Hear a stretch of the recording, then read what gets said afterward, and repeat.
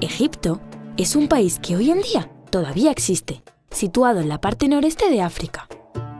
Pero lo que llamamos Antiguo Egipto era una civilización que empezó hace más de 5.000 años y que duró aproximadamente 3.000. El origen del Antiguo Egipto comienza con el faraón Narmer, también conocido como el Rey Escorpión, que en el año 3200 a.C. fundó este país a orillas del Nilo. El Nilo es el río más grande de África y era lo más importante que había para los antiguos egipcios, ya que dependían de su agua para poder vivir. En sus orillas desarrollaron toda su civilización y en ellas crecieron todas sus ciudades.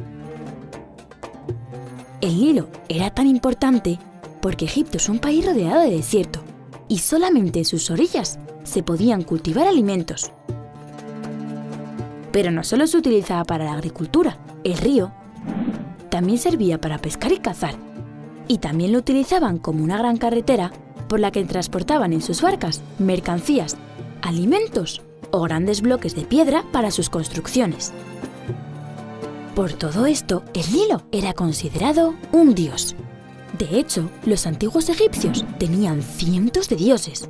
Algunos tenían cuerpo de persona y cabeza de animal, como la diosa Bastet, que tenía cabeza de leona, o el dios Anubis, que tenía cabeza de chacal. Aunque el más importante de todos fue Ra, el dios del sol, que tenía cabeza de halcón. Los faraones eran los reyes en el Antiguo Egipto. En 3.000 años de historia hubo muchísimos faraones, pero el más famoso fue Tutankamón.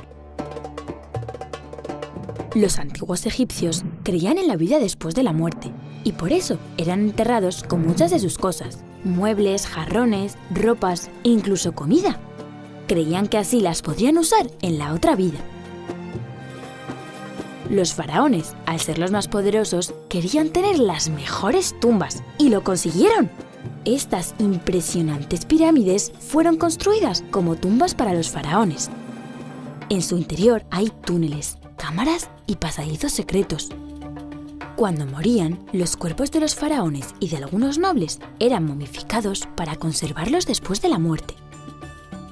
Esas son las famosas momias. Las momias se metían en sarcófagos, ataúdes lujosos que estaban cubiertos de bonitos dibujos y jeroglíficos. Los jeroglíficos eran las misteriosas escrituras egipcias. El significado de los jeroglíficos fue un misterio durante milenios.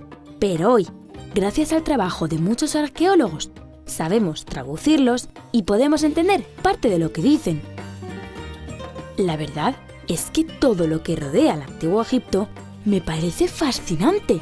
Ya sabéis que conocer el pasado nos permite entender el presente y mejorar el futuro. ¡Adiós, amigos!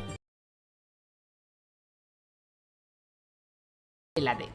Todo comenzó en la isla de Creta sobre el 2700 a.C., en la Edad de Bronce, cuando comenzó a desarrollarse una próspera cultura comercial. Esta cultura, conocida como la cultura minoica, toma su nombre del rey Minos, que según la leyenda era hijo de Zeus. Los minoicos tenían una sociedad muy rica debido a su agricultura, ganadería, artesanía y sobre todo el comercio. Un ejemplo de la prosperidad de esta civilización es el Palacio de Cnosos, el de Festos o las ricas pinturas al fresco que decoraban estos lugares. En torno al año 1600 a.C.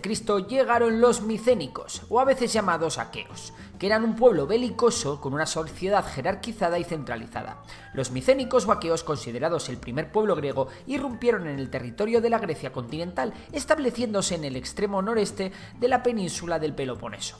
Este pueblo llegó a someter a los cretenses y su ciudad más relevante fue Micenas, de ahí el nombre de micénicos. Como curiosidad, cabe mencionar que fueron los micénicos, liderados por Agamenón, los que llevaron a cabo la famosa expedición que culminó en la guerra de Troya, o al menos eso contaba Homero en la Ilíada. Tras esto, en el 1200 a.C., los dorios, que eran otro pueblo de origen griego, se apoderaron de Grecia por la fuerza del hierro.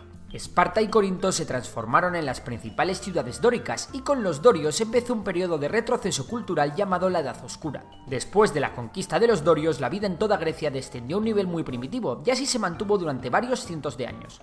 De este periodo apenas existen fuentes históricas que nos permitan saber bien lo que sucedió. Posteriormente, desde el siglo VIII hasta el siglo VI a.C., Grecia desarrolló y culminó una gran recuperación política, económica y cultural. Este momento es conocido como la época arcaica y es un periodo muy importante, ya que en él se comenzó el desarrollo de las polis, que eran ciudades-estado independientes, así como la expansión comercial en el Mediterráneo y la introducción de la escritura griega. Todo esto llevó a una mejor organización de las ciudades y a la fundación de colonias en las costas de Asia Menor y del Mar Negro, de Sicilia, en el sur de Francia y en el Levante español. Las nuevas colonias se convirtieron en polis políticamente independientes de la metrópoli, pero mantuvieron estrechos vínculos religiosos, económicos y culturales. Estas colonias fueron uno de los factores del desarrollo económico de Grecia, ya que impulsaron enormemente el desarrollo del comercio y la artesanía. Cabe destacar también que durante este periodo se desarrollaron dos tipos de gobierno, la aristocracia y la oligarquía, y vamos a explicarlo.